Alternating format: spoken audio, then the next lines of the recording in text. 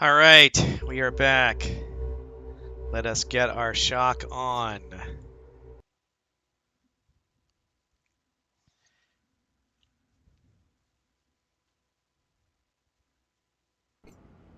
Here we go, we're loading. As has been pointed out, I am loading off of a spinning disc, so it's slow. Game's not too bad, though, once you get in.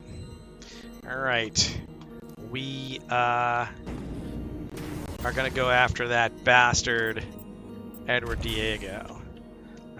We made a few unsuccessful attempts last night, and we have since made a run through storage to gear up and get ready for that. Hopefully our gear will be sufficient.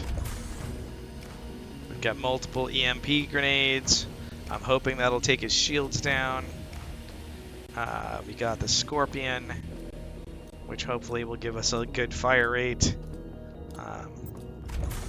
And we still got the mag pulse, and we're pretty much full on health and energy. So one big piece of news that hit today is that, hey, this stream was mentioned in PC Gamer magazine website. So if you're here because of that, welcome. The deal is I'm going to play through the whole game. I'm going to do it at my own pace. I'm not going to have any kind of schedule. So, I mean, if you look around on the YouTube channel, which is in the Twitch About information, or if you're already watching YouTube, then you know where it is.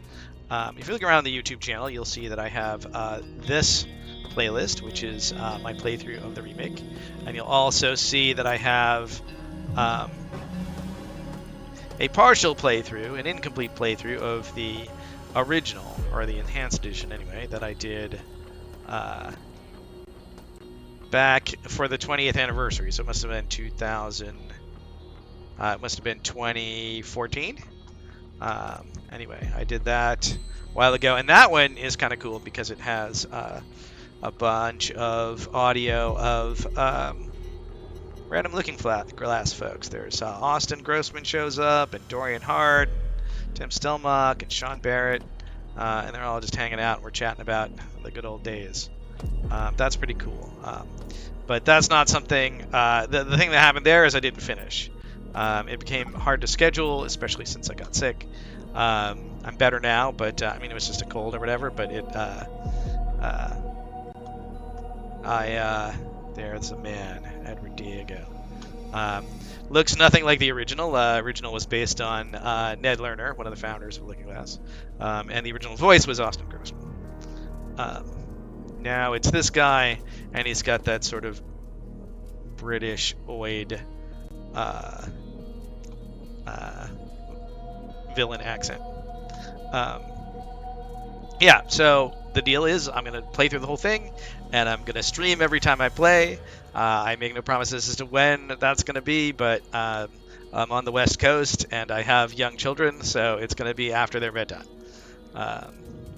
That's pretty much the deal. All right, so Diego's on the other side. We're going to need to get ready for that.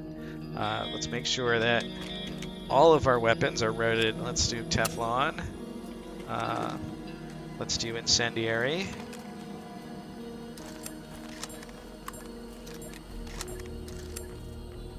Oh, that's interesting, though. We got Teflon on the main weapon, so maybe, in fact, we'll do... because these use the same ammo. They use the same rounds, so we'll do the other one on the mini pistol.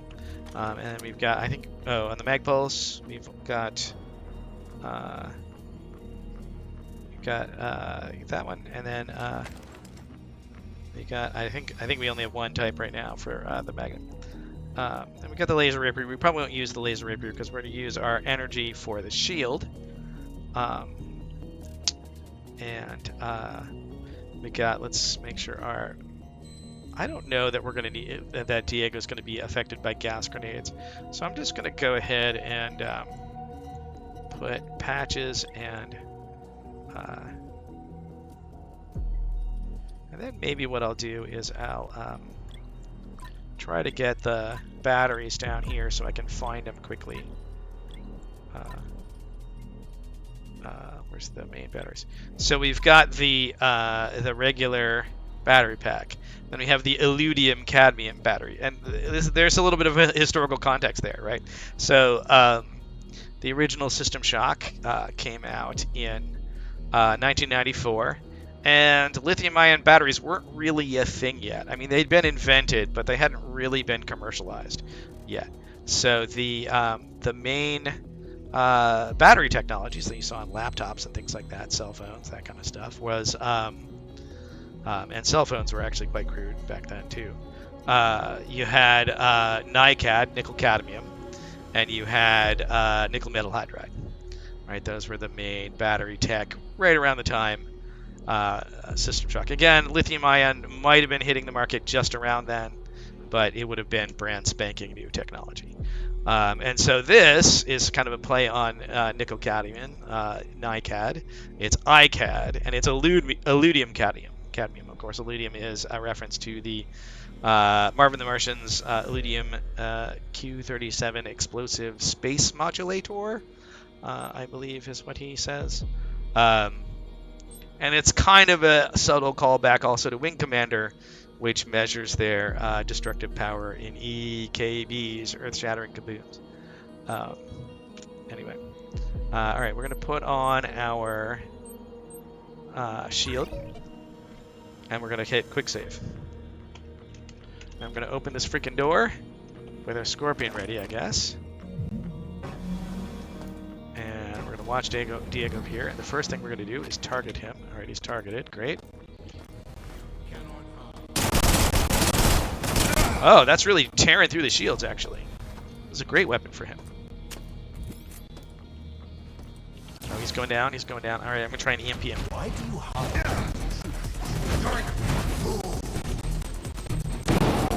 that didn't work. All right, let's go back to Scorpion. Oh, shoot. He's got a beat on me. That was bad aiming. If you're here to see pro-level shooter play, you have come to the wrong place.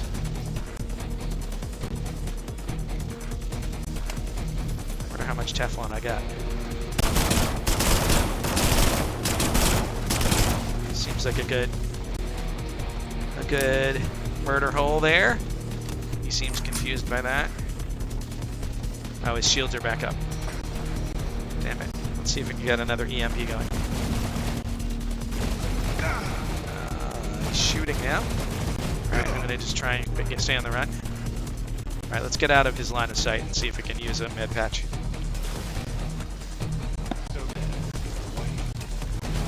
We're running. We're running. Alright, we're full health.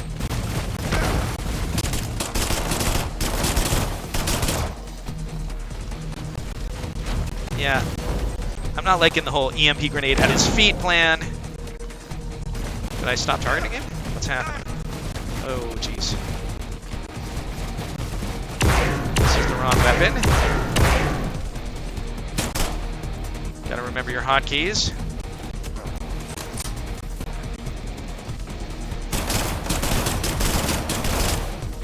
Alright, let's try another EMP grenade.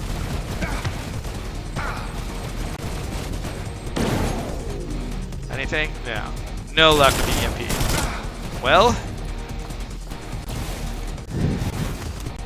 the Scorpion does seem to be tailing that shield out. We don't want to be close, though.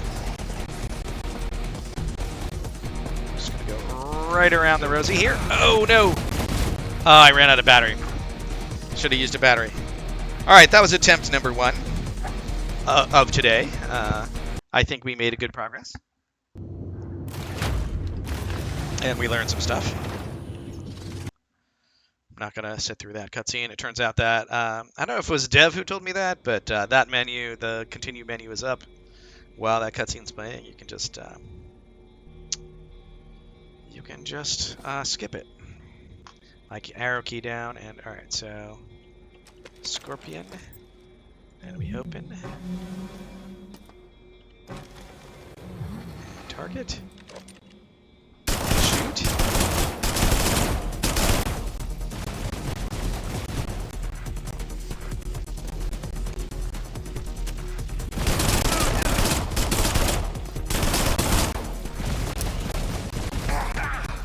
Ah, jeez. Takes me a whole clip to drop his shield, and then I only get a little damage in.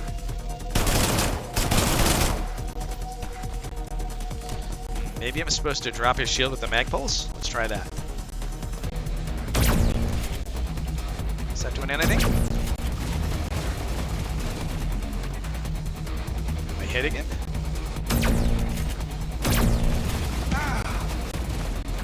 Ah, I got a little off of him. Oh, but then he gets the shield back up. Yeah, jeez. And he's hitting me, that's for sure. Okay, let's go back to the Scorpion.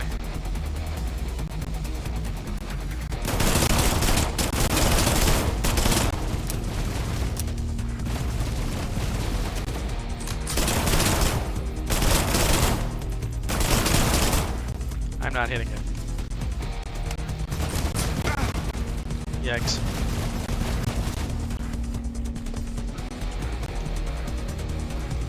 Let's see. Let's get him to come to me. Alright, I'm in bad shape here. Alright, I need to find a moment to do some healing. That was not the moment. Alright. We're just gonna grab a battery here.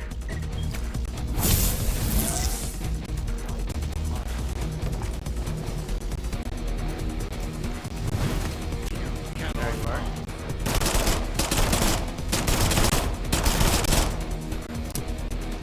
Damn it. Yeah, come after me with your stupid sword. Please, run after me with your sword. Love it. Alright, your shield's back.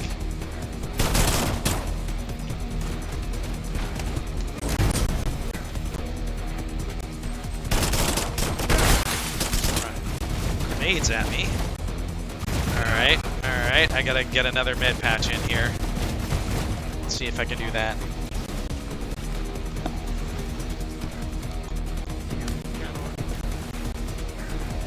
Alright. Run! Run, run, run! You got me.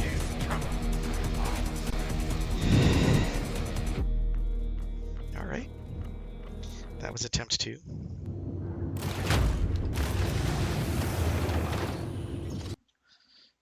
Buckle up. It's gonna take a while. It's not clear that the mag pulse was getting me anywhere. I wonder if I can... If I overcharge the mag pulse now, and I change away, will it still be overcharged when I... Yes, it is. Alright, well that's good to know.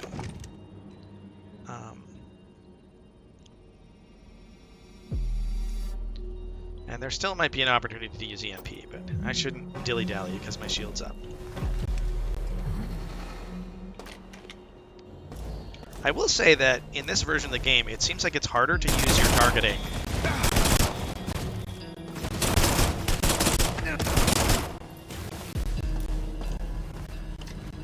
It seems like it's harder to use your targeting because you have to actually push. Maybe there's a, you know what, I didn't look to see if there's an option. Half the time when I say, this seems hard, someone on the stream points out that there's like a settings option for exactly the thing you're looking for.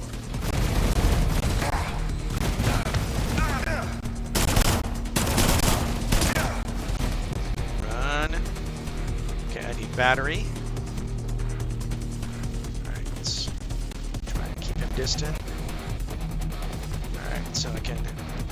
Nope.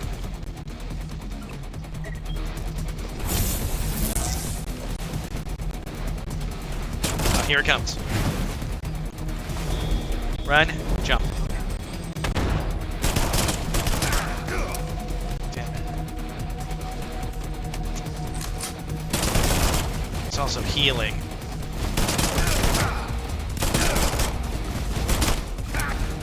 Just not good at circle strafing. Oh, geez. You got me.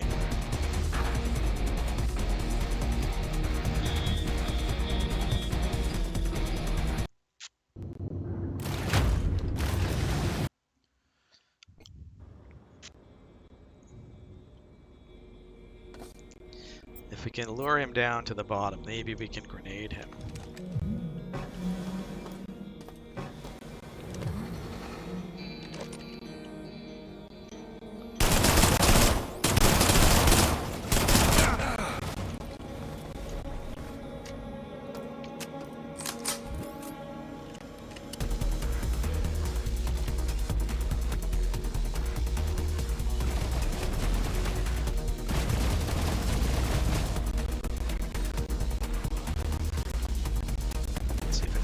Down to the bottom.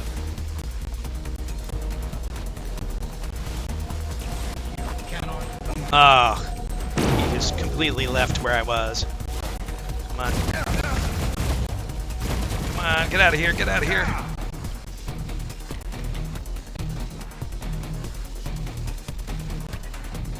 Maybe there's prox mine shenanigans too that I should be trying.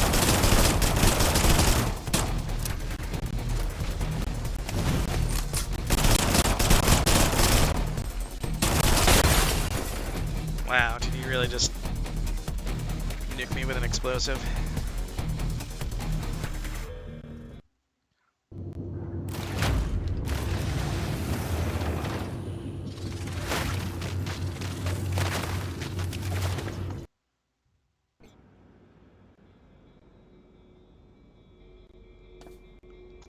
Alright, let's test something. Frag grenade. Is there like a mode switch on frag grenades? Doesn't seem like. Like, that's a long delay. That's just a long, like, the amount of time it takes to. Yeah, I guess you gotta cock it back. You gotta really be ready, but if you hold it too long, it blows up in your face, right? Yeah. Okay. Let's quick load F9. I just want to test that. So you really have to be able to hold those grenades and just be, you know, time the throwing.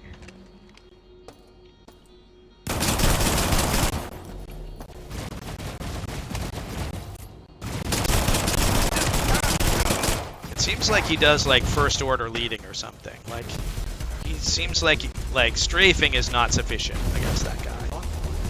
I could be wrong. Because I'm strafing a little. Just not enough.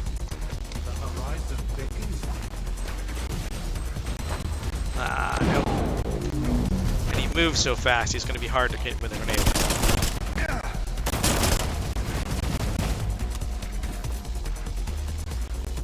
That's my power. Alright, here he comes. Where are you? Alright. He's coming that way.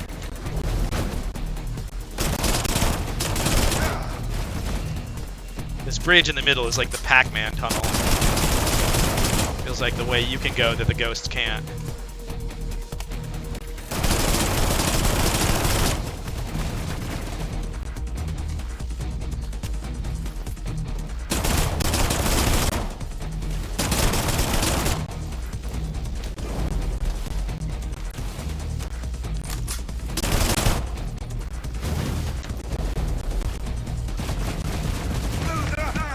Darn it. Alright, let's get some battery. And some med patch. Oop, no, not that.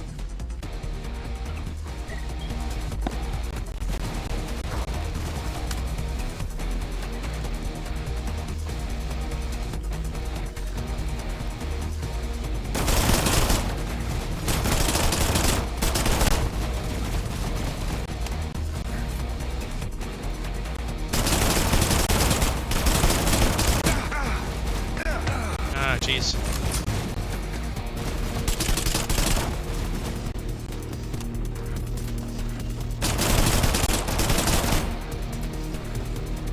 Here he comes.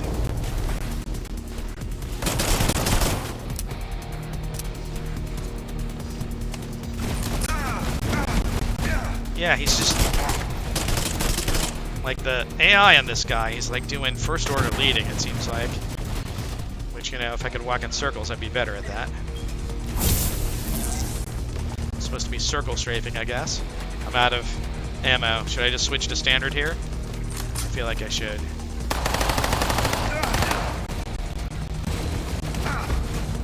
Yikes. Wow, I've got it low. I've got it low.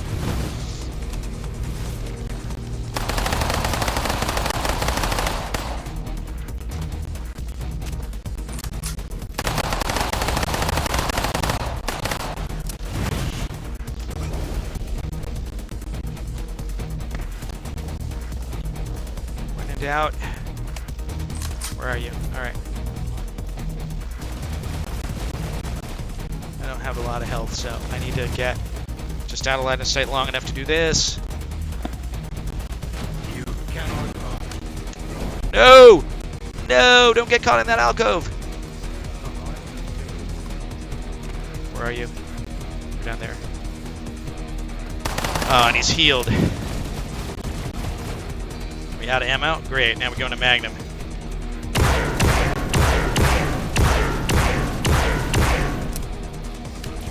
So close.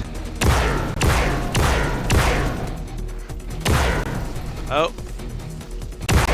He beamed out. Did we get him? Well, I'm gonna save. I'm gonna like real hard save here. Okay.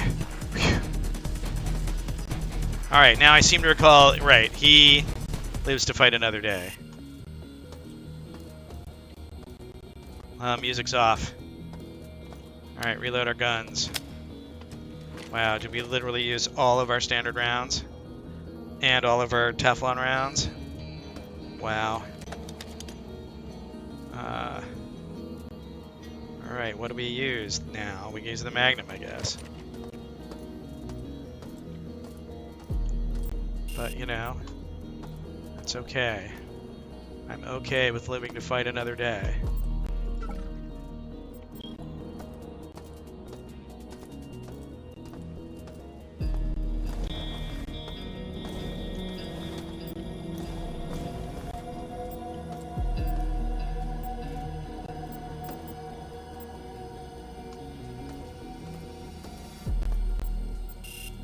None of these doors will open. I assume this one will now. Alright, that's the way we came in. Okay.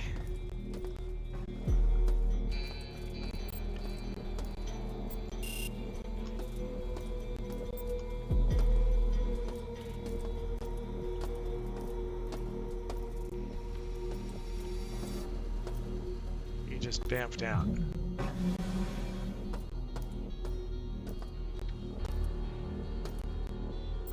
Jettison enable failure. Possible cause: damage to power relay. Consult diagnostic report in repair bay level 3 for detailed analysis. Okay.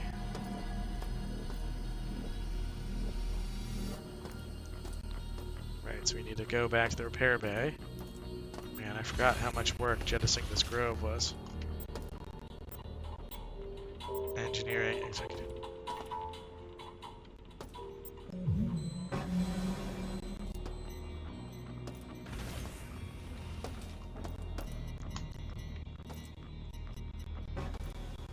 It needs a switch.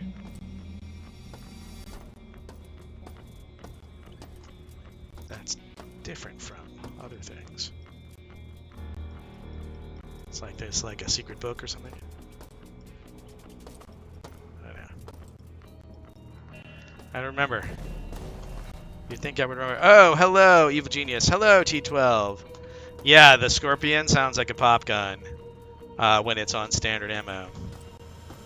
But I just defeated Diego, which is cool. Alright, I'm just going to vaporize the Crystal Skull, because it's not every day. Oh, look at that. It's worth 60 scrap. It's not every day you get to vaporize a Crystal Skull, you know what I'm saying? How about this cigar box?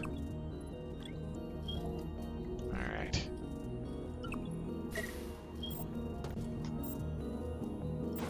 Jeweled egg. Wow, that was worth like 100 scrap right there. Alright, we got an audio log. Yeah, I mean, sound is hard. Yeah, definitely. We had an outstanding sound department in the... Storage closet unlocked. Identification: Edward Diego. By serving a being as perfect as yourself. To elevate us, you must purge away our flaws. And I understand that as the elevated human on board. As a demonstration of my loyalty, I offer to you the remaining human scum who undermine your reign. They're hiding in the northeast dining hall. All I ask in return is a level of protection and the privilege of spreading your message further.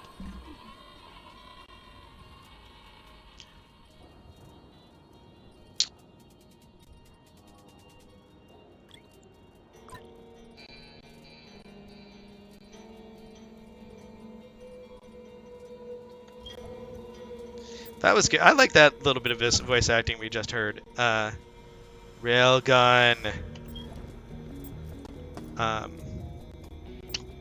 You could kind of hear the, like, nervous supplication of a guy who realized that he's in over his head.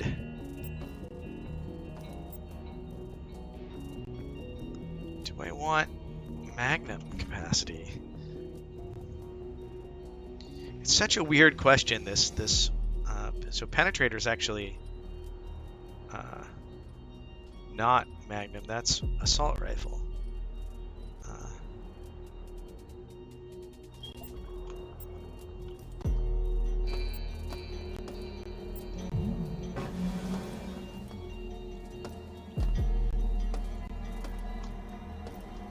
I forgot what a recursive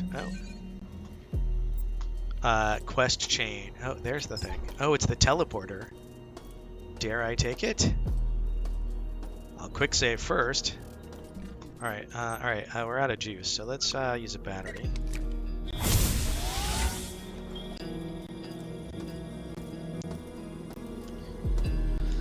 Yeah, we got pretty lucky with our sound department, that's for sure, in the form of the various members of Tribe, mostly Greg and Eric. And Tom Strait, who was their sound guy, also very excellent. I forget what this goes. We'll just quick save. See where it goes.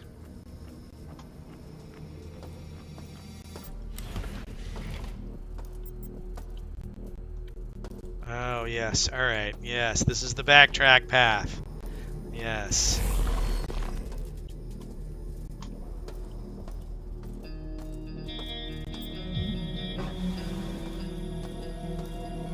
All right.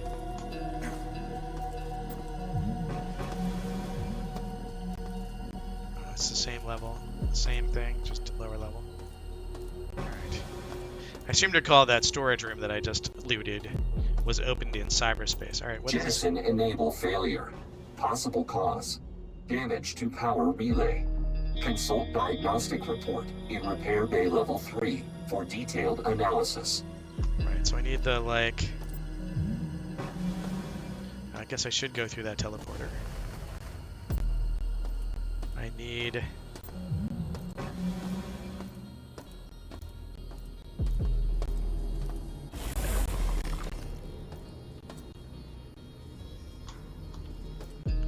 I don't know if I know which relay I'm supposed to do. Maybe I should check audio logs. Wait, did I go the right way? Elevator. And this is the maintenance elevator, I'm pretty sure. Yes.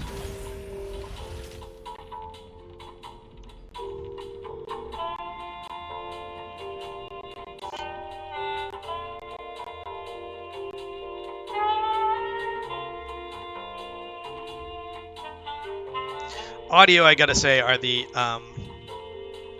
unsung heroes of game development. Like, there's something really, especially sound effects, there's something really important about the way in which sound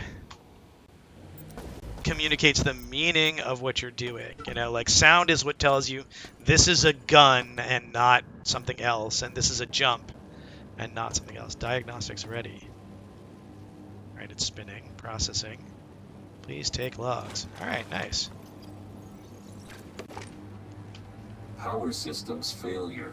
Malfunction in subsystem relay 428. For repair instructions, please consult relay analyzer. Be sure to specify relay number for analysis. Where's the relay corridors are now analyzer? accessible. Maintenance corridors are now accessible. There you go. But where's the relay analyzer?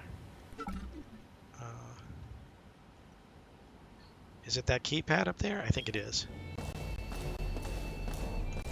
So, one really formative game development. This is long after Looking Glass, but one really formative game development story I have. It was a real moment of a real epiphany for me. Was I was integrating One Willie. We've said your name before. I was integrating analytics into a game. So, you know, this is just like something that keeps track of, you know, that does telemetry on, you know, gameplay, figuring out, you know, when you're winning the game, when you're losing a game, when you're, you know, so all this stuff that modern games use to sort of understand what's going on with the player and, you know, tune the game and make it better. Replace broken interface demodulator. Replace broken interface demodulator. All right, there you go. And I believe I have a bunch of interface demodulators. Already been down here, right? I have a bunch of interface demodulators on the reactor level. So yeah, I was integrating analytics. You know, it was gameplay analytics, and I was trying to, you know, and so it was like I wanted to send a telemetry event, you know, whenever, you know, say the player died or whenever they, you know, whenever they finished the level, or, you know, whatever certain, like, really important game moments happened. And so I was just, you know, literally going into the code for, you know, the player death, and I was adding,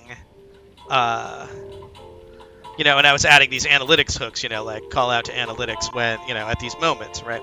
You know, in the code for the player death, I was adding an analytics hook. And one of the things I noticed was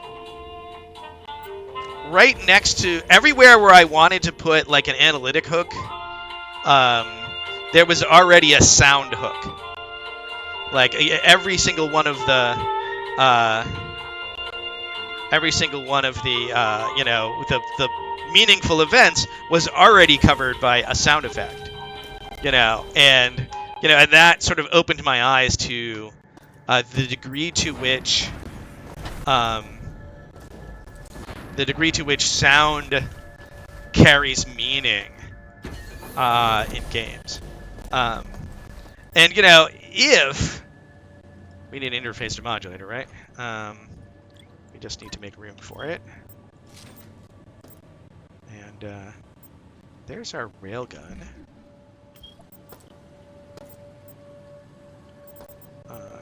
We got some plastic. We got extra dragon breath. We got extra stamina up. Okay. At some point we should. This is already here. Okay. At some point we should move these to a higher floor. And then we should pick a floor and move stuff there. Executive night might not be a bad answer. Oh wait, there's a recycler here. Right. Yeah, and so in future games, you know, I've tried to, rather than create explicit sound hooks, I've tried to create semantic hooks. So rather than saying, you know, this is where the sound gets played, I create a sort of like, here's a generic hook for here's a generic hook for, a meaningful event in the game happened that anyone can hook onto, whether it's analytics, whether it's sound effects, whether it's visual effects, whether it's AI. And that approach has borne a lot of fruit in my current work. Although I guess maybe you should ask my coworkers if they actually agree with that. But I think they will. I think they will agree with that. All right, so we got to go to relay 428, and we've got an interface demodulator. We got to go to relay 428. We don't know which one is relay 428, and we don't have any ammo for this, right? Oh, no, we do. We only have the 10 rounds, though. So I guess we'll use magnet. Oh, hi.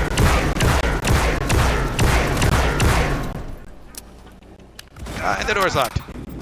Get out of here. Man. Doors that close behind you are evil. I'm gonna put the shield on. Good. Right. Good. Love it.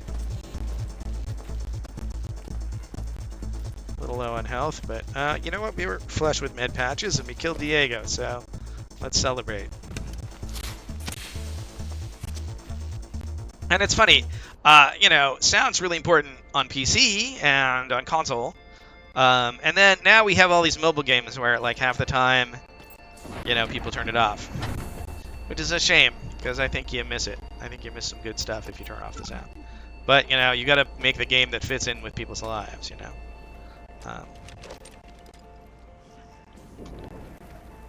Ooh.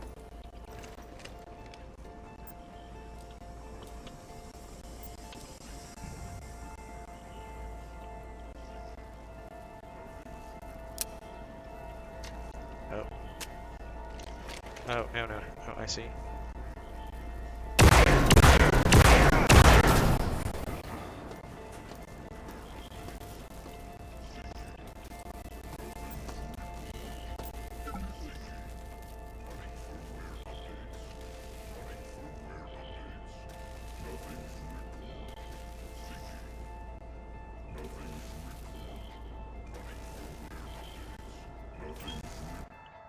Yeah, so like sound is... Oh, is this like a... I guess is there a relay number somewhere? I see there's relay demodulators here. And I should be looking for the correct relay. I hear another sec bot.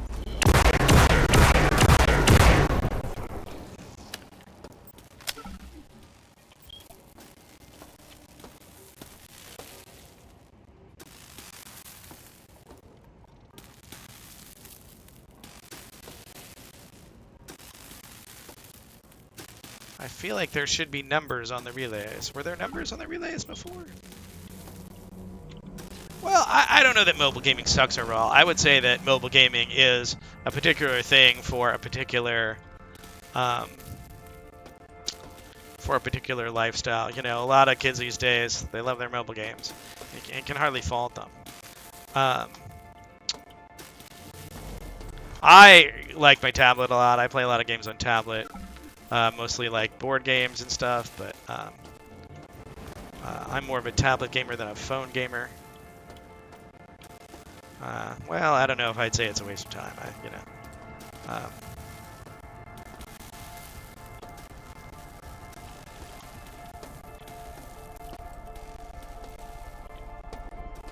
I definitely think there's good mobile games to be had if you want to look for them.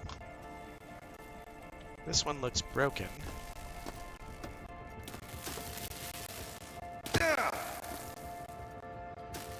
I'm not sure how I tell if it's the right one. It doesn't seem like it has a broken demodulator that I have to replace, so I'm just going to leave it alone. I'm kind of going on the I'll know it when I see it kind of... This is nice. Oliver Dixon. So these dog tags are if you are new to the stream. These dog tags are backers of the Kickstarter. And I was not personally involved in the Kickstarter, but it's just fun to get out, say people's names and appreciate them. Literally, where is the relay number?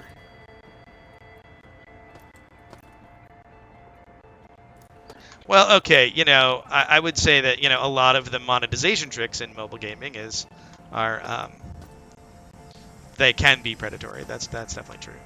But I don't think mobile gaming has to be that way. And I think good. I work for a company that makes free-to-play games, and I'm not involved in the monetization side of it. But we definitely, are of the opinion that,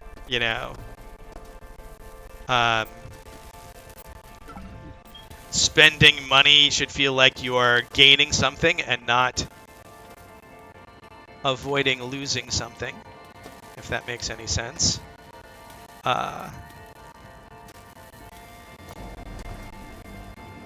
Richard Garfield has had a lot to say about sort of predatory, and I think Richard's I know Richard.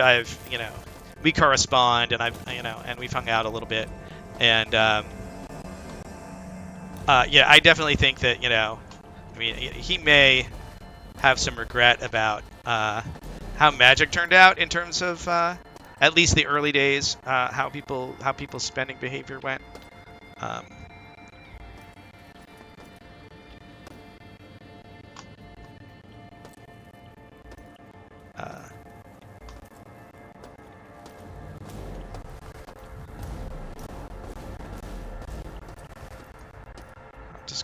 I'm just gonna hope I see a relay that's just obviously broken.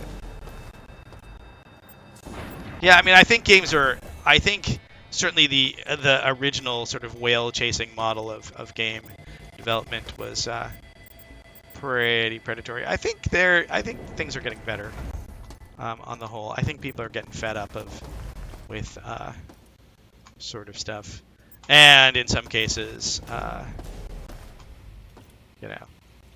we can think what we will about the various government interventions, but I think people are starting to clue in to as to what they want. And honestly, I think that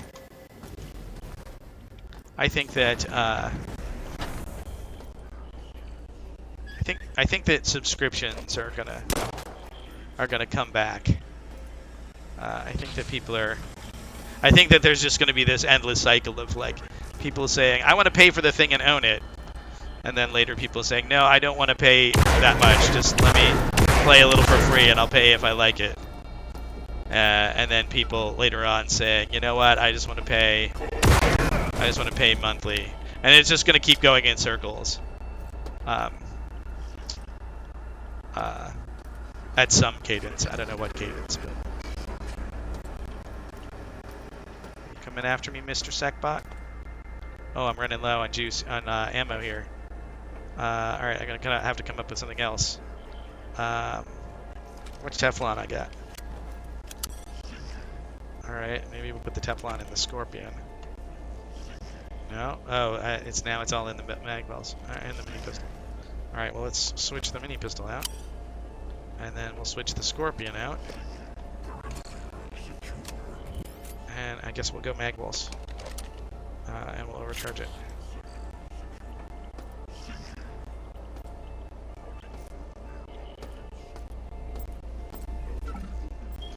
Not sure what you mean by median temperature in the hospital. But,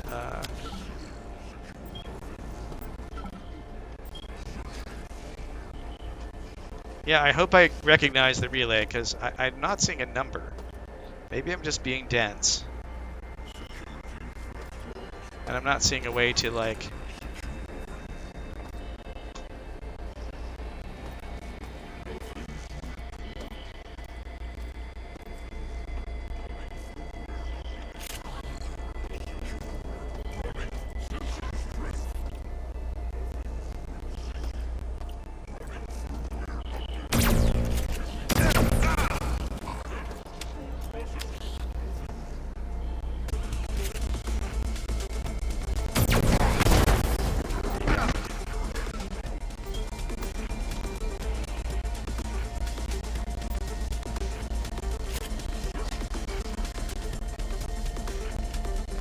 patch up.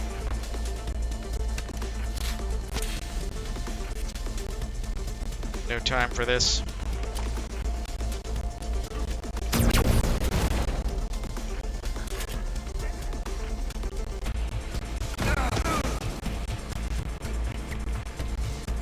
So one random piece of game development advice I can give, I've been thinking about this recently, is to make sure that your game has a narbacular name. And by narbacular, I mean easily found and uniquely found in Google searches. Because, oh look, I am going to know it when I see it. Can I just fob it, or do I have to pull this one out? Pull this one out. Put that one in. The modulator replacement successful.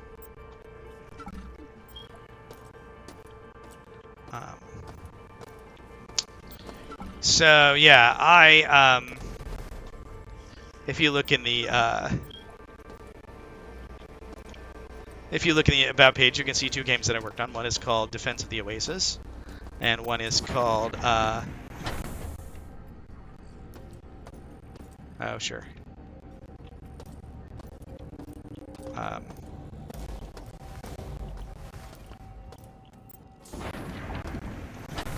So I guess I'm trying to. All right. So there's a Russian phrase about medium temperature in the hospital. I'm going to try and guess what it means. It sounds like it's something about. Yeah. So like, if the median temperature in the hospital is a fever, you're in trouble. It means your entire hospital is sick. If the median temperature in the hospital is below fever, that's much better. Right.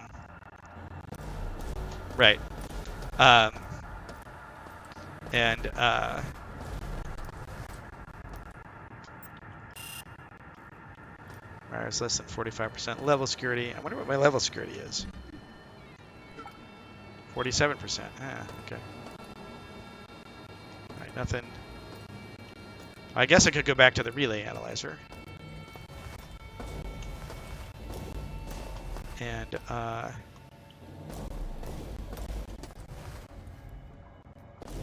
that's cool, I learned something. Oh, so yeah. Anyway, I have these two games about narbacularity. And yes, I'm on a personal crusade to make narbacular into a thing that people use. Oh, no, you can't go punch the number in again and see what it says again. That's too bad. See that you fixed it. That's the software developer in me wants to get my fix verified. But yeah, so Defense of the Oasis was originally called Oasis, but unfortunately, there's some rock band or something called Oasis that's really popular, and so all right, I already went in this one. Looks like I already went in this one. Yeah. Looks like there's a section I didn't map out, so I'll just run through that section, make sure there's no cameras. No cameras. Okay, I'm just looking for, like, the last camera or two. Okay, let's check the map. Yeah, and so, like, it's just a really hard, and so we had to change it to Defense of the Oasis. Because it's just really hard to search on... Ah, shoot. It's just really hard to search on Oasis and get anything meaningful. All right, let's see. How do we get to there? I guess we get there through these conduits. Okay. And then I have this other game. My board game is called Heroes Welcome, which I thought was a super clever and punny name. But, but it's just a common phrase in English, a hero's welcome. And I thought I was being clever because it's a pun, right? It's like, it's not that you're giving them a hero's welcome. It's that heroes are welcome to come shop at your store because You are hey, this is a severed head. That's Abe Guerin's head. That's important. All right, I got Abe Guerin's head. That's important.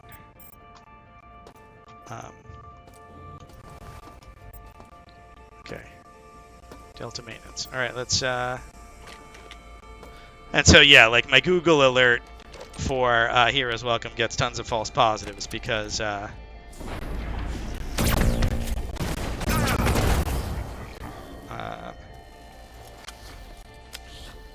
Because of that. And so we do call it, we do have it a subtitle, Merchants of Dragon's Reach, but that's just not sufficient. But yeah, I'm on a personal campaign to champion the word narbacular as a meaning unique in Google searches. Of course, the origin of that word is from narbacular drop, the original name of Portal, which was chosen to be unique in Google searches. But yeah, think about the narbacularity of your name when you're doing stuff. Alright, let's juice up. Catch up. Oops. Not what I wanted.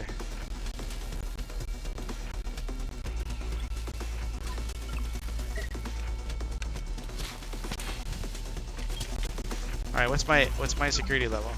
43%. I think I'm gonna have to get down to 0 eventually, so maybe I should keep searching. Just for completeness.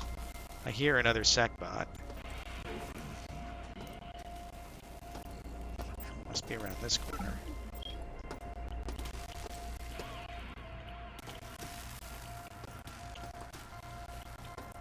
Nope.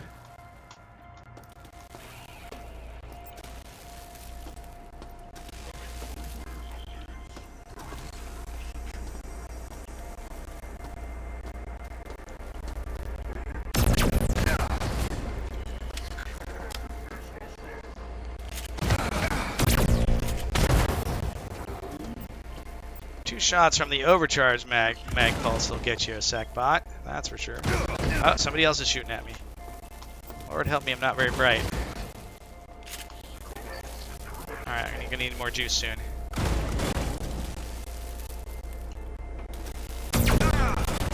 Shoot and run.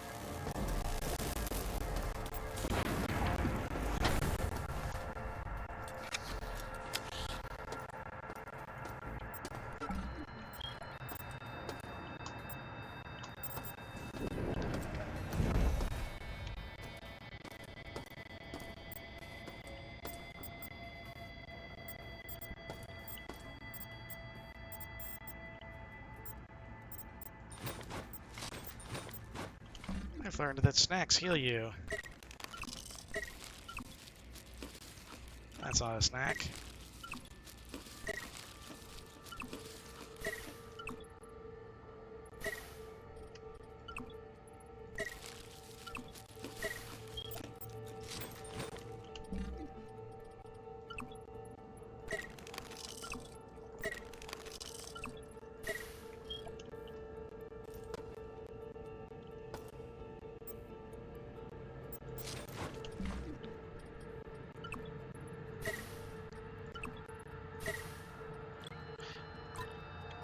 Yeah, I do agree that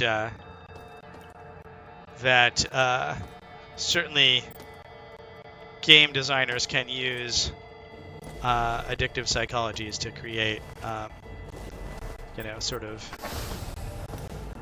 compulsion loops for evil. Yeah, that's certainly true. And I also agree that mobile games pioneered that. I just don't think it's intrinsic to mobile games. I think that mobile games can choose to not do that and still be successful, and some do.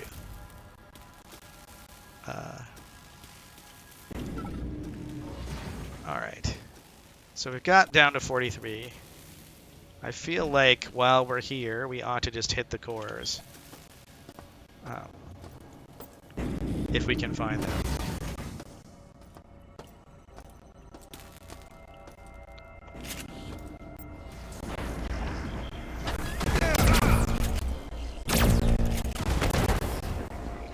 Oh, it turns out you don't need a double. You just need... You just need a 2 and a 1. Alright, we're getting low on juice. There's a bad guy. There's one. Here's another one.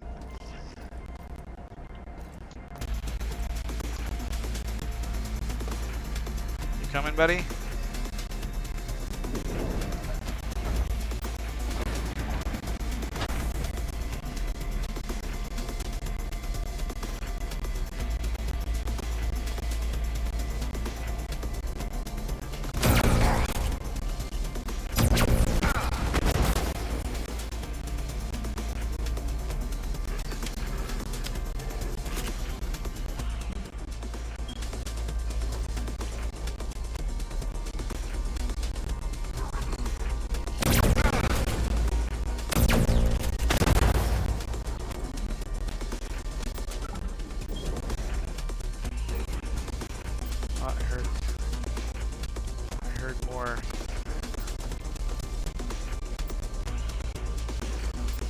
Bad robots.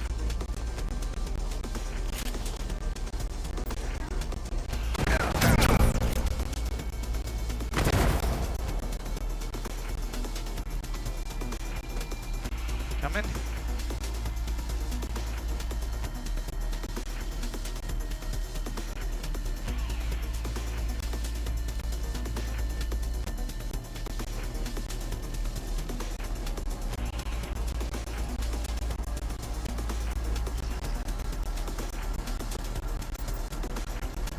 Did I get him? Here another one. Here another one. Yeah, the like... Look, loot.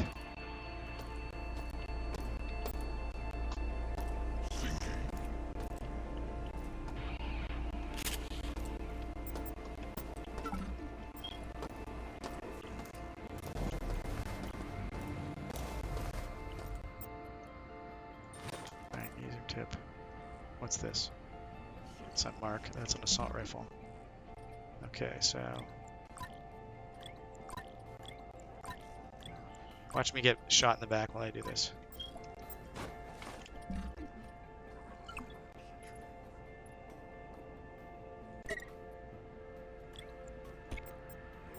Or maybe I should just carry this one, and then I can ditch the one in...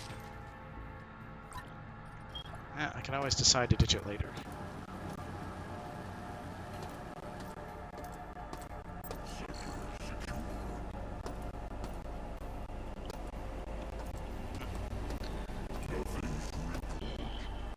I feel like the spatialization of the audio is a little bit wonky. Like, it doesn't benefit from a Thief-style sound propagation system.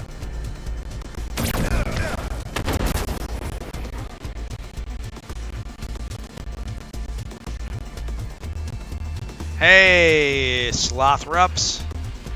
I am enjoying the remake, and I hope you are too. Thanks for showing up. Did you get here from PC Gamer by any chance? I don't know if you guys saw Evil Genius in T12. I don't know if you guys saw, but this stream was mentioned on PCGamer.com, and so we may have more visitors. Who knows? I'm not gonna have a schedule or anything, so we probably won't have too many visitors. But yeah, it's very exciting and flattering that PC Gamer would be interested in talking about this, what we're doing here.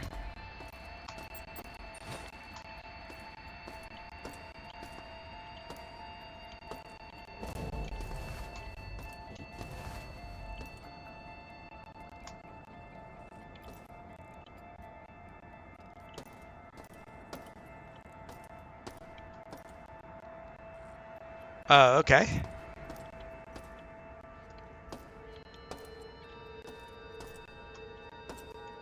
All right.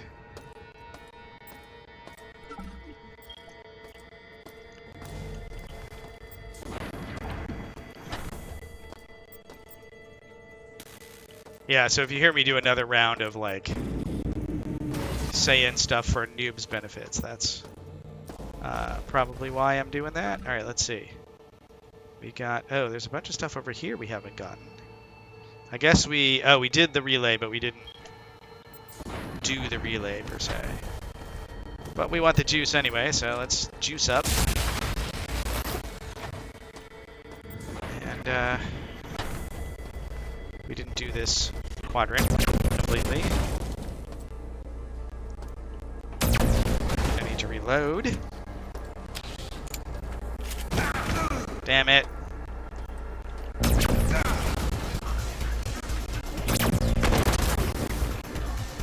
Alright, so it seems like an overloaded mag pulse is like a triple, which would make sense.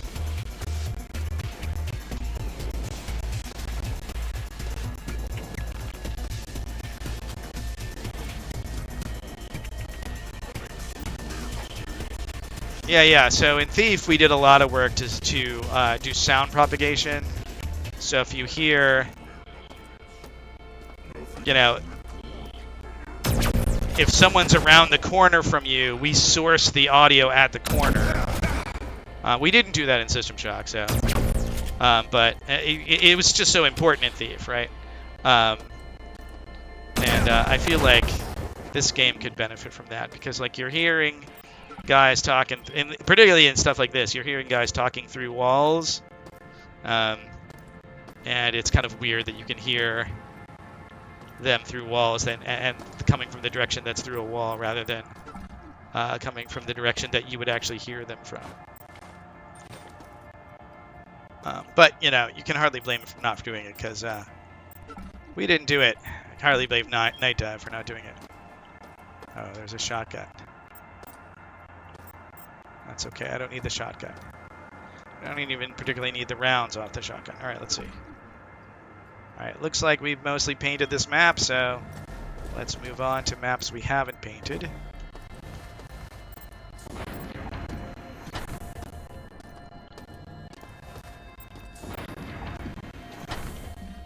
All right, let's see. We got this. We got this. All right, there's a little bit on that side that we probably did that. Oh, what's this over here?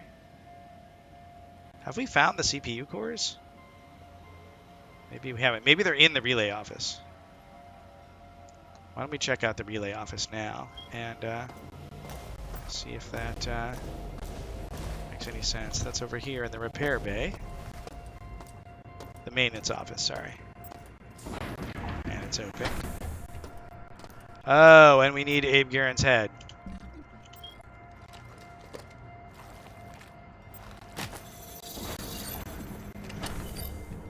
So, yeah, Tim and I came up with this idea.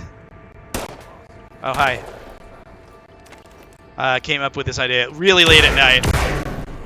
One night, working on System Shock.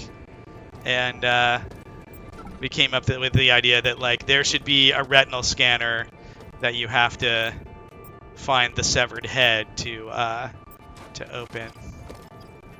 Let's listen to this log and then we'll do some map. Cyborg 77E. maintenance bot to the computer rooms on level 1 through 6 immediately to ensure the functioning of all CPUs. If that insect gets a single digit of the system authorization code, then I will see to your reprimanding personally. Oh, another scorpion. Our scorpion's unmodified, so we can empty it.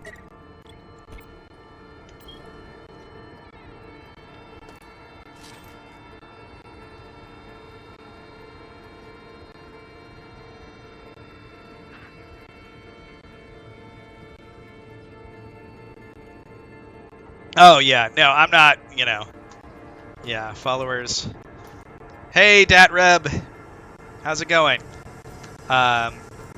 Yeah, I mean...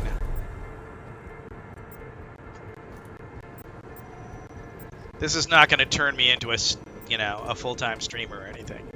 I'm perfectly happy with my day job. Oh, hi, Meter Jack. glorious. I have flooded The lower decks with the fruits of my labor. With each breath, their DNA is altered. They shall be reborn. Bodies made stronger. Enviropack TV too. the burden of individuality. Perfect children serving the will of their maternal God. Okay. So now we gotta make room for this med pack, and what are we gonna do? I think that means we ditch the assault rifle. We can ditch it here. This is a perfectly good place to leave an assault rifle lying around. Gonna put it right next to the scorpion. Oh, and this is still...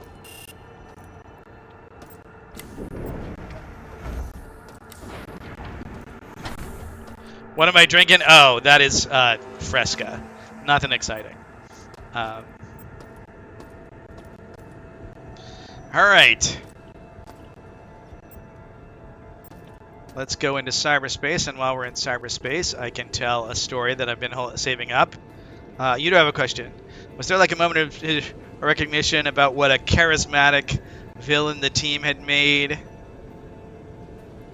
I think that, yeah, there was like when we did the death trap in the reactor level, and when we did we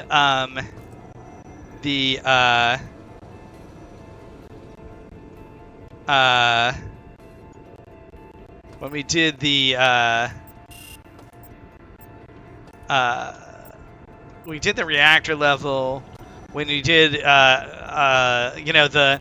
Austin's text about, look at you, human, pathetic creature of meat and bone. Some of that was pretty inspiring, and then even just the stupid nice jump insect and the ski jump. Those things, I think we started to feel like we had figured something out. Yeah. It started to really feel like it was... I don't know if we had really thought that it was the writing of Shodan, but just this... yeah, and I don't know if charismatic's the right word, but just this idea of this way of telling a story with a, an NPC that's kind of has you at arm's length and is kind of reacting to what you're doing. I think we knew we were onto something in that process. All right, here we go into cyberspace.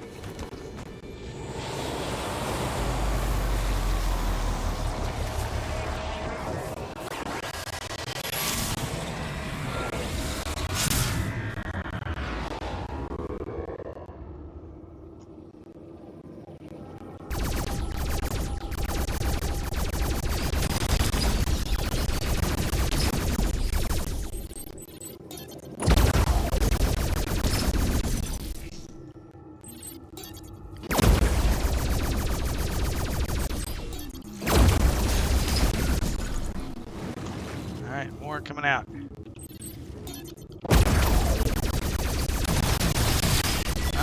behind me. That's not good. Should have known this was too easy.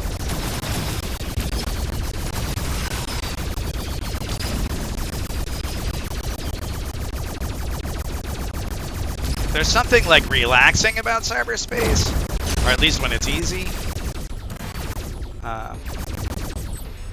That's very cool.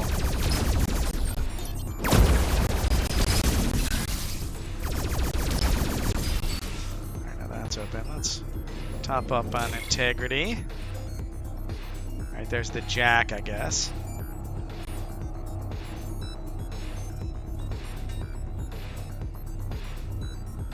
Where are we going? Is that the way out? Right, I guess here's where. All right, so this image here of, you know, flying through a wireframe tunnel, sort of Tempest style.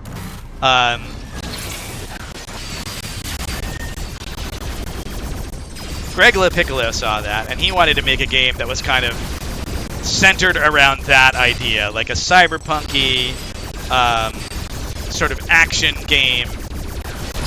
It was called, his concept was called Wirehead, and he pitched it various times. I remember during Thief. He pitched it, and after, and I don't remember if the pitch was originally a music game. But he ended up going to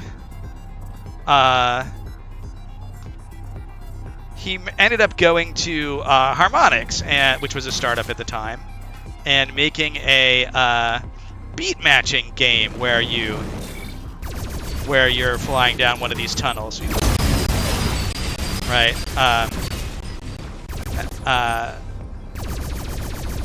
And so, and I was like, oh.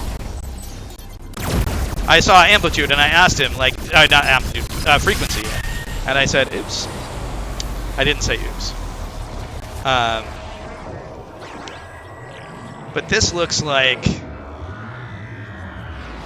Wirehead. And he said, yeah, exactly. And so it became a beat matching game. I don't know when it became a beat. Maybe it was always a beat matching game. A rhythm action game. I'll go back in. And then so Wirehead had a sequel called Amplitude, as you may know, and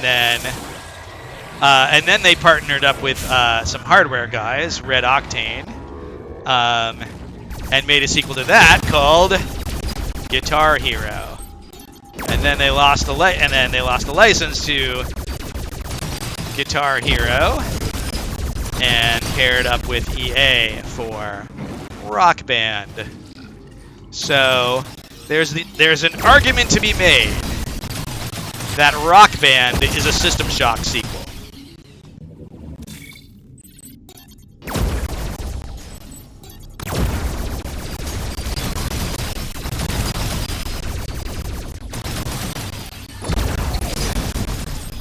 And I think I told that story also during my playthrough of the original game, but I thought I'd share it here now that we're in cyberspace.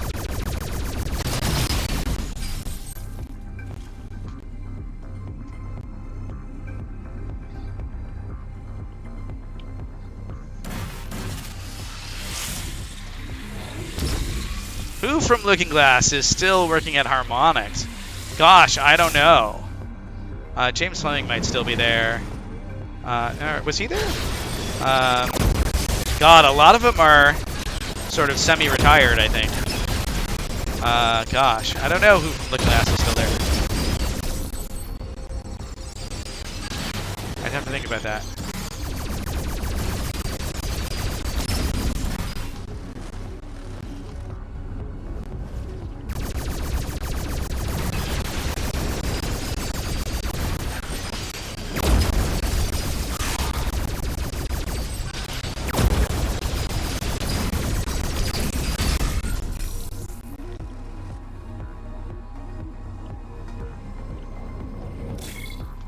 Lucky there. Alright. Do I go through here? Get the health. And then get ambushed. Right, those bastards.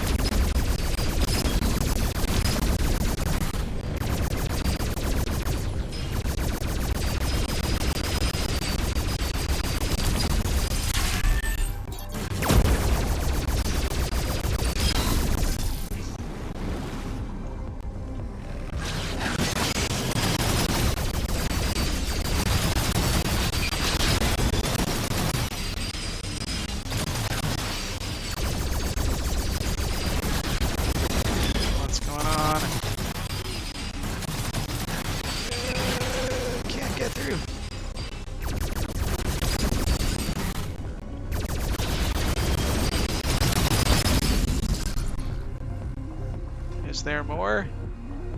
Alright, I think I can get through here.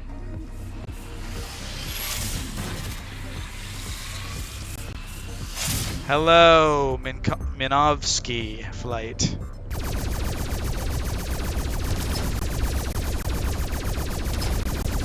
Welcome. Haven't seen you in chat before.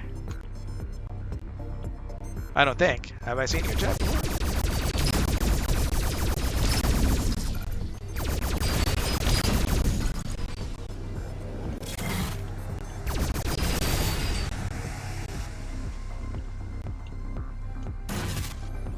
Nice.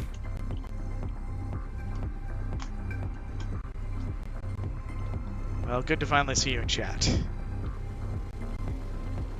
Alright, so it looks like we got an exit over here, and we got a thing that we must blow up. That I now know that we must blow up. Maintenance CPU room. Aha! So, in other words, worth.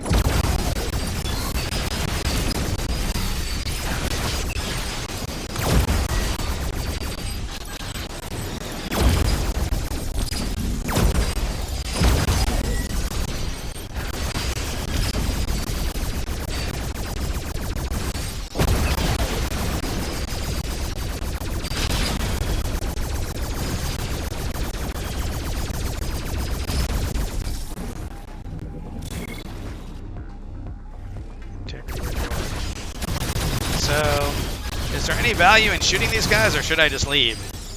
I feel like I should just leave, but I guess it...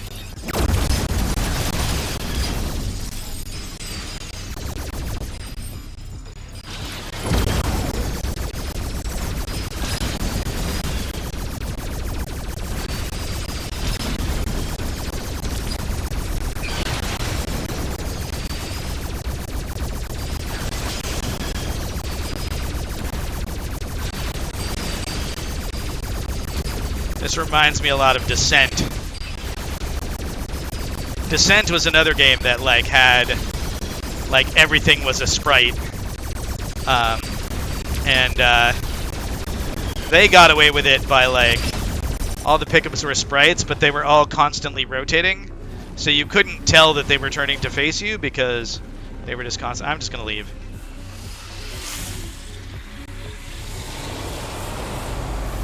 Hello. Yes, indeed. Good to have you. Yeah, System Shock had some good music. And I remember when the Mac version came out, that was the first time that we had the Red Book tracks on the disc, so you could like put the disc into your CD player and play the audio.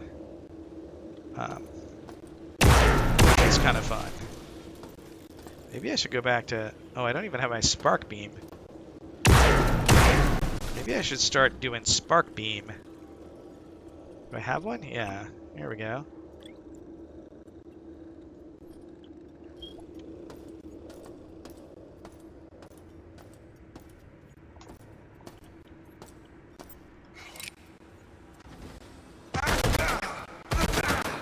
What's shooting at me?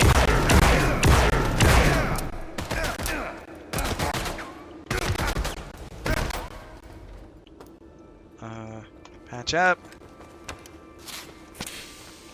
Spark up. What are you? What is that?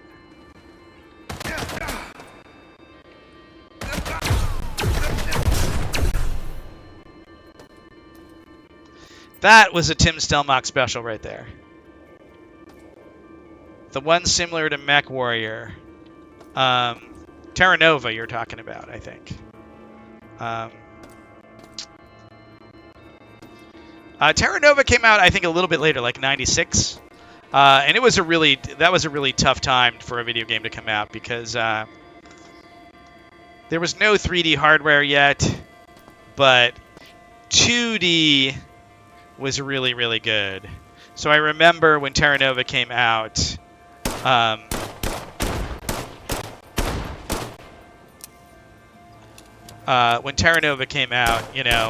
it ran at like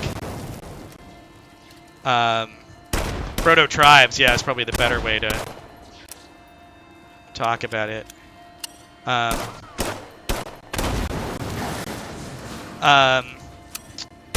I mean, single-player Tribes, right?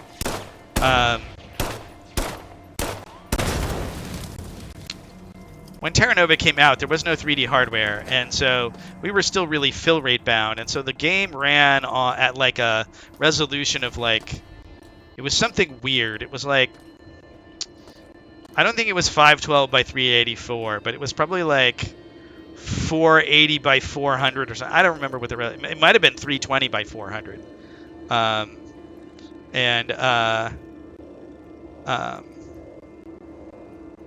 Descent was the one. Descent was the one where you're flying through a.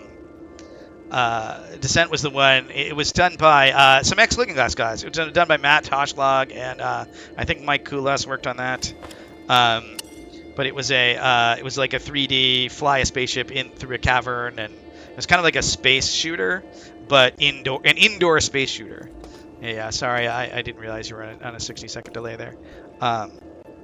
But to finish my Terra Nova story, when Terra Nova came out, Terra Nova was in 19.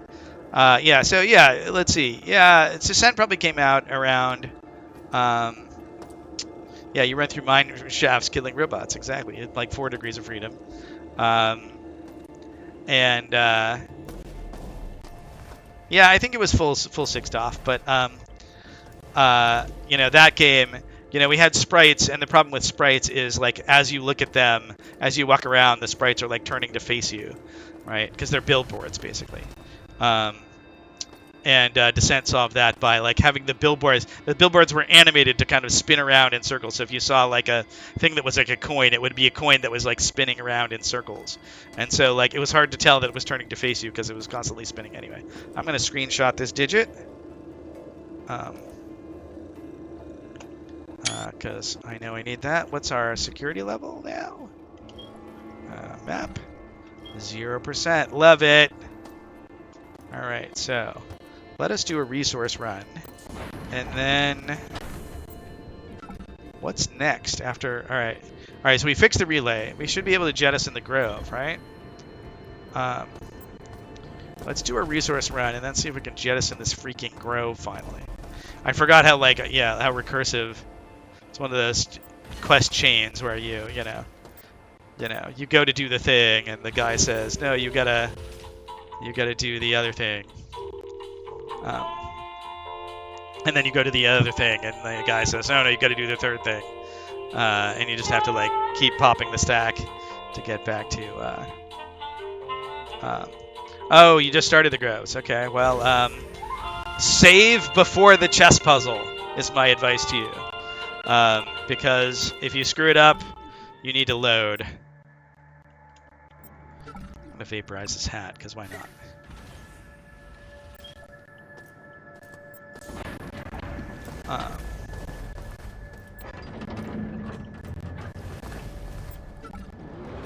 Okay, we're gonna put the scrap in.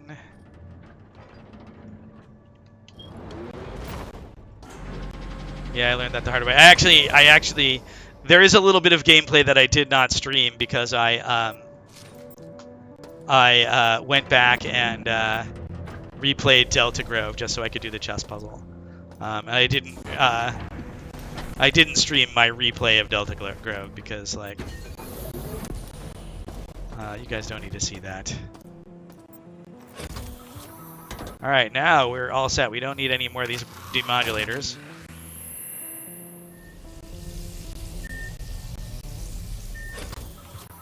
Um, and let's see.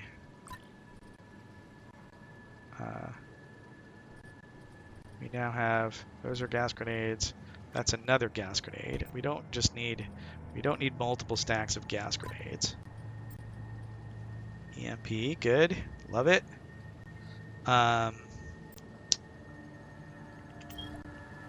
so I'm wondering if while I'm here, I can get one of these guys out of storage. Yeah, that inventory gets small indeed. Well, I'm living large right now. Honestly, I could slim down a little bit. But what I want to do right now is I want to. Oh wait, how am I going to do this? Oh, I guess I drop the assault rifle, and then because I got a mag pulse and a scorpion and a. I mean, I probably don't need 2 pistols, although yeah, I could probably get rid of the mini pistol. That might be smart. All right, so is this the railgun? Yes. All right, and there's the plastique. All right, here's the railgun. All right, that's the railgun, right? Yeah. Okay, and that can go in, and then we'll pick up this, and we'll carry it, and then all of this crap can stay here.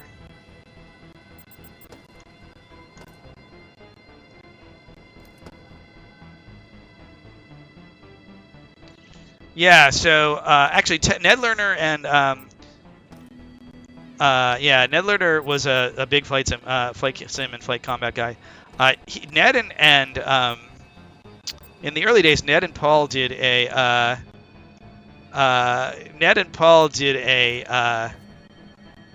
space simulator for like the Apple II called called, I think it was called Deep Space or something. And they did that together, and then Ned went off to make Space Rogue for Origin, which was another space. Was like a space sim RPG, and then that was Paul. Paul went off to do Space Rogue for Origin, which was like a space sim RPG, and then Ned went off to do Chuck Yeager's Flight Trainer. Which is where he got some notoriety. Yeah, and then F-22 Interceptor, I want to feel like that was that a Looking Glass game, or was that a Learner Research game that became a Looking Glass game during the merger? I'm not sure. But yeah, the question was how many MIT folks were Looking Glass. So yeah, I can tell that story. So Paul Neurath, as I said, did Space Rogue for Origin, and then he started to form his own company. And he had a nephew who played D&D with a guy who went to MIT, and that guy's name. So the nephew's name was Mark Sopkowitz, and the D&D, the dungeon master's name was Paul Shawcross, and Paul ran a D&D game at East Campus at MIT, which was played by at various times Doug Church and Tim Stelmach, and I did a guest spot, but not frequently. James Fleming played in that. Helen Dunsmore, who did the original voice of Rebecca Lansing, played in that. And so it was through this D&D game that Doug learned that Mark Sobkowitz's uncle, Paul Neurath, was starting a new game company. And they met, and Paul hired Doug. And then Doug hired a bunch of other people, John Mayera and Tim Stelmach and Dan Schmidt, and then later James Fleming, and then later myself, and then I knew Rob Fermier from the MIT Assassins Guild, so I introduced them. And there's folks I'm forgetting. Eventually Laura Baldwin. Yeah. And so, yeah, so it was this kind of long chain of nepotism, if you will, that led to the early days of Looking Glass. And we hired some more folks from there. Dorian did not go to MIT. Dorian went to Wesleyan. I want to say maybe Paul went to Wesleyan. I'm not sure. Greg did, I think.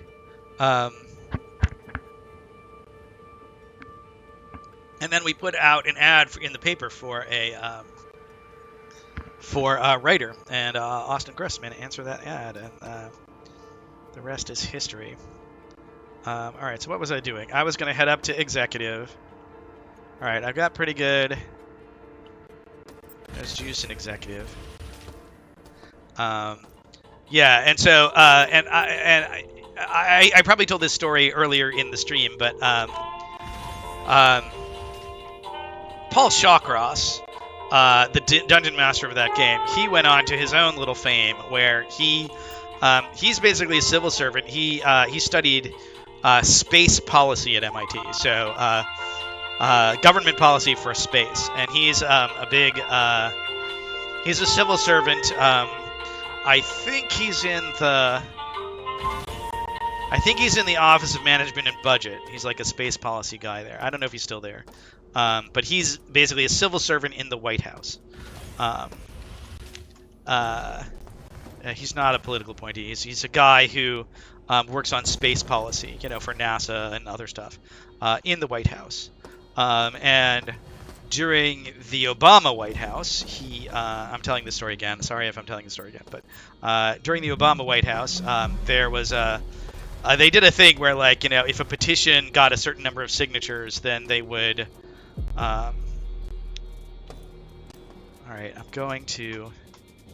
Oh wait, there was that elevator. Like, there should be a entrance to a teleporter right here now, right? Yeah, so I can go back this way.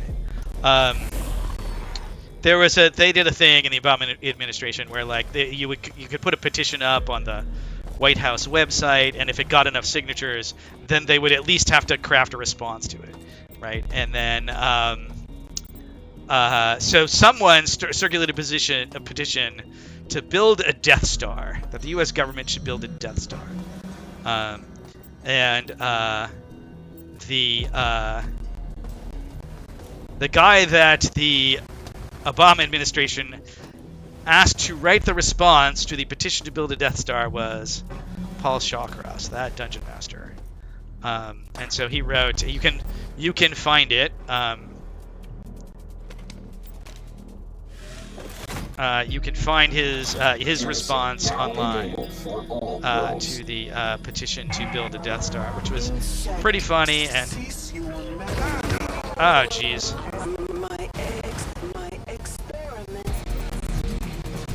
Right, those doors were locked because it's a death trap.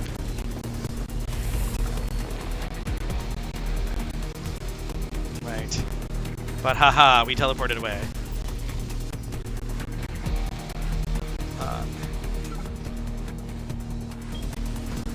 Alright.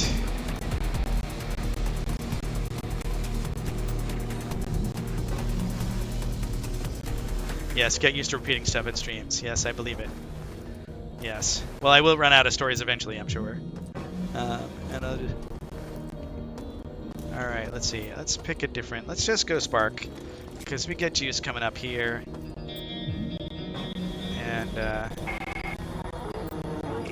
If I have to release children to stop you, so be it. right. You know what this is calls for? A gas grenade. Or not. Well, the gas grenade did a lot of the damage, I think. Alright. Alright, here we go. Alright, we go up here.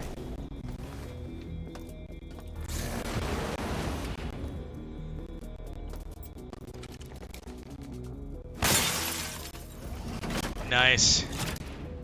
It's do it. Grove Jettison. I'm gonna get a cutscene. Let's look out the window. Can we look out the window? Oh, look at that. It's got red lights. Can we watch it go? Let's see if we can get a little closer. Oh, there's a... Can we watch it go?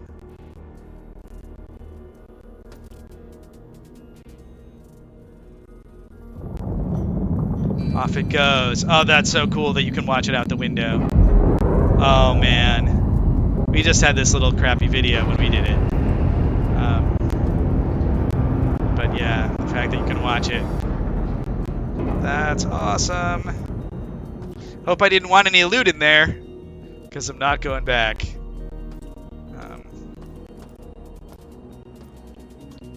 Alright. We made it. Alright, let's just gather our things. What happens when we open this door now? Beta Grove already jettisoned. Oh, Rebecca, you're alive. Hacker, we've got a new situation here. A few seconds ago, we caught a surge of activity on the station. Our best guess is that Shodan is preparing to download itself to Earth's ComNet. This cannot happen. We need to take out the 4 antennae relays on the engineering level. To do this, there should be some plastic explosion in the storage level looking at the job now. Maybe one per antenna should... Insect. You are by far the most irritating creature on this station. Don't bother with the antennae. That won't stop me. It's hopeless, and we both know it. Is camera open yet? Not functioning.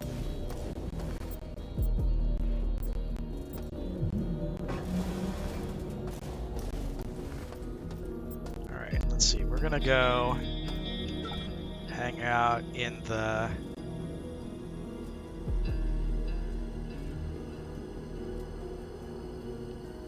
Go hang out in the med bay for a little bit.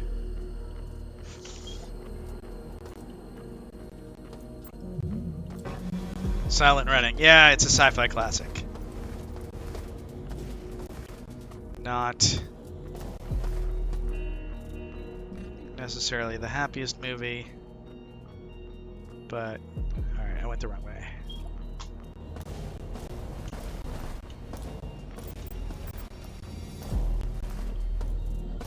My roller skates are tripping me up.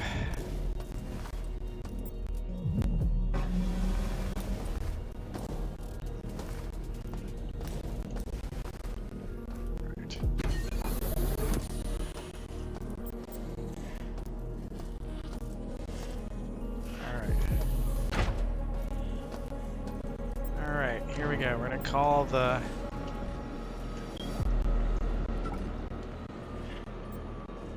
Vader. Alright, we're gonna take the railgun out, put it here. Take the railgun out, put it here. And we're gonna put the, you know what? Let's actually put this in here for a sec. We're gonna pick up that railgun, put it here, and we're gonna load it. There we go. And then we've got the assault rifle. Alright, what do we got? What do we got? Alright, maybe what we'll do is we'll empty this mini pistol and we will see if we can live in a post mini pistol era. Our Magnum will become our new #1 gun, which is a little wasteful, but and then we got magnesium tips. Okay, we don't need a bunch of this crap. Like, I never actually use Berserk or stamina up, so I'll just stockpile it. Oh, I should have used Reflex. I could have used Reflex. That's why I was going to do that for... These are frags. Oh, can we combine those? Alright, we got an extra frag here. Alright, let's leave those. EMP.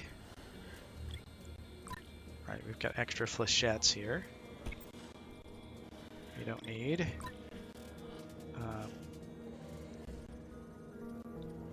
And we've got the spark. All right, let's put the spark. All right, let's put this back on 3, put this on 4. We got the mag pulse, we got the rapier. This is pretty good. And we got the scorpion still. Oh, we don't have the scorpion. Okay, what do we got for? We got standard. We've got how much Teflon we got? We got some Teflon. All right, how much of this other stuff? We got penetrator. We got a lot of these magnesium rounds. All right, so maybe. I feel like we should keep those. I don't know. But we're not. We don't have one of these, so we don't have a lot of these rounds. So maybe we'll just keep the rounds. You know what? We're gonna leave the ion pulse rifle here. We're gonna put the scorpion in with the ammo.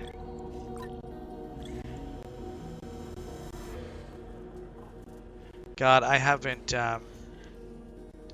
Yeah, I don't know if there are any Logan's Run references. I haven't heard from Matt Toshlog in a while. You know, I bump into him at GDC sometimes. I see LePiccolo at GDC every year or two. And also, I'm in fairly good contact with Tom Leonard, who is the lead programmer on Thief. Tim and I, Tim actually popped in on the stream. Laura Baldwin, I'm in pretty regular contact with. She was the one who wrote the Bear Pits monologue, dialogue in Thief. I'm trying to think who else. Yeah, I don't see James or Dan or John Mayer very much, or Doug. I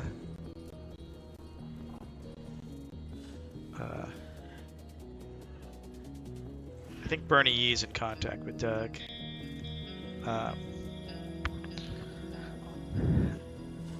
Yeah. Yes, so, you know, the Looking Glass Mafia has kind of... they don't make bears like they used to, that's right.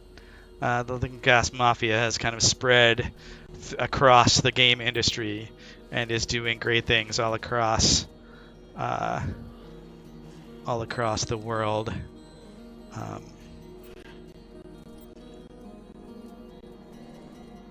There's just so much mag pulse ammo, and now that I know how to double tap it, it's pretty good. I'll keep the scorpion in there. Maybe I can keep the extra grenade in there too.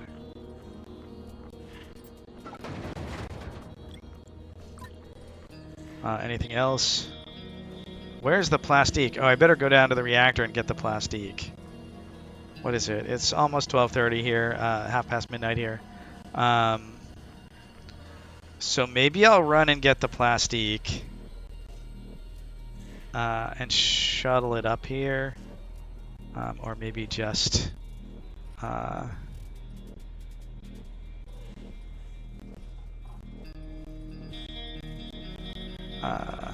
maybe just drop it in the cargo lift. Well, it's my next mission, so I ought to carry it, I think. Alright, I freed up some space. And, yeah, so I'm going to make a quick run down to the reactor. Pick up the plastique. And then I'll, oh, I can pick up this flechette rounds, too, and stick those in the, cargo lift. Alright, I'm going to run down for the plastique, and then I'm going to come back up here, and then I'll probably and head to Diego's elevator to engineering, and then I will probably call it a night.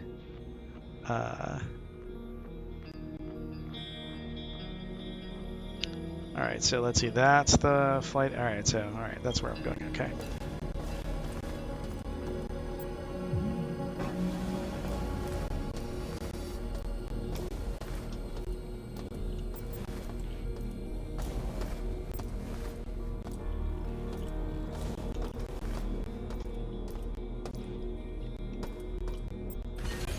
It needs a switch.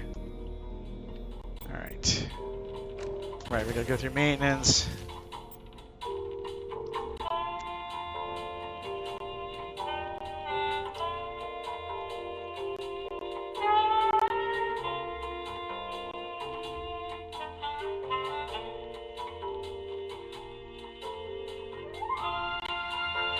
Yeah.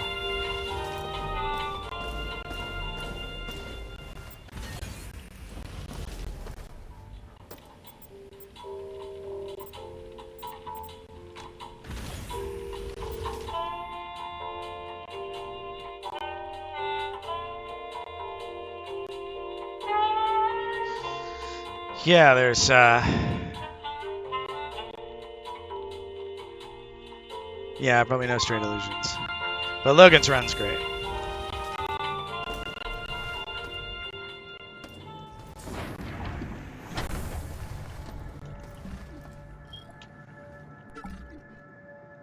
Just checking to see if I have any scrap worth stopping at this recycler for.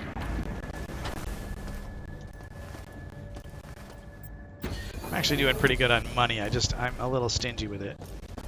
Okay, so we can actually call this Vader, and I'm going to take the plastic, but some of these things I'm going to load in, like these gas grenades. Oops.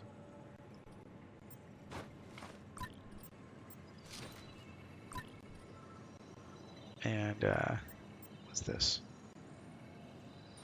Magnesium. Okay, we can keep that. Okay, is this... Top that off and put the rest in. And then we got the plastique. We have enough, right? We have the 4 plastiques. And then... right, I think we're good here. Let's take this. Stick this in here too. Oh, and the logic probes. Alright. Alright, now I don't care about any of this other stuff. I can never come back here if I choose to. Not sure I will choose to, but while we're here...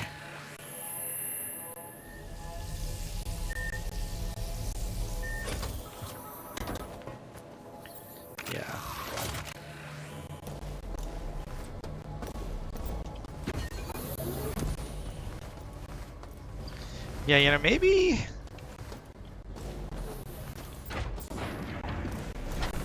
I think there's a little bit, in a funny way, I think in the security bots in particular, those levitating security bots, I think there's a little bit of that Disney movie, The Black Hole, in there. I don't know. I don't know if anyone else sees that. And I don't know if Rob Waters would ever admit to that. I think it was Rob who did that. It might have been... oh, God, the other guy. Ah, his name's right on the tip of my tongue.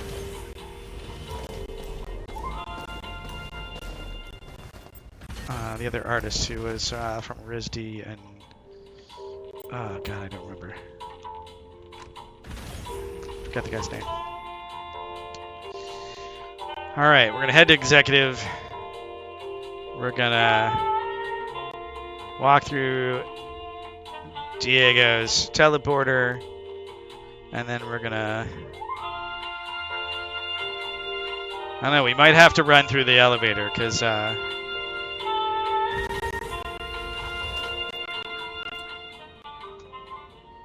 we might have to do the elevator, because there was a bunch of sec bots there.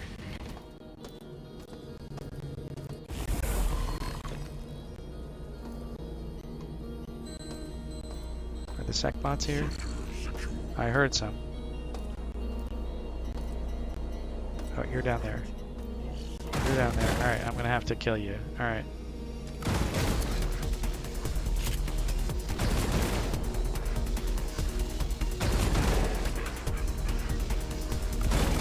Yeah, oh, and if you guys haven't seen the,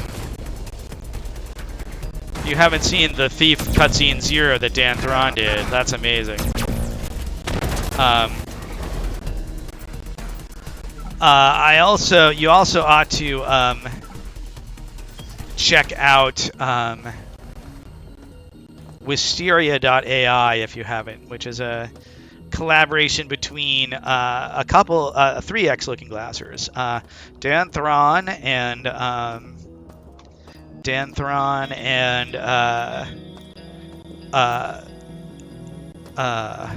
Gareth Hines and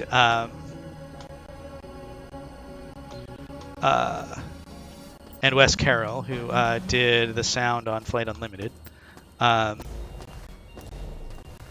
They're doing a weird cross-media art thing. It's got a TV series. It's got that's going to be on YouTube. It's got a. All right, I'm just gonna save here. Yeah, it's got a CD. Yeah, it's got a podcast. And on which I am a fictional guest, and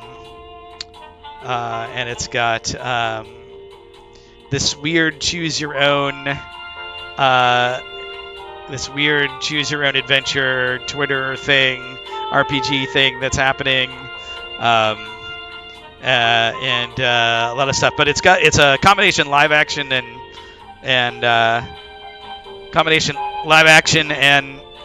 animated series that they're doing, and I think they've even shot the first episode, and they're in the process of cutting it.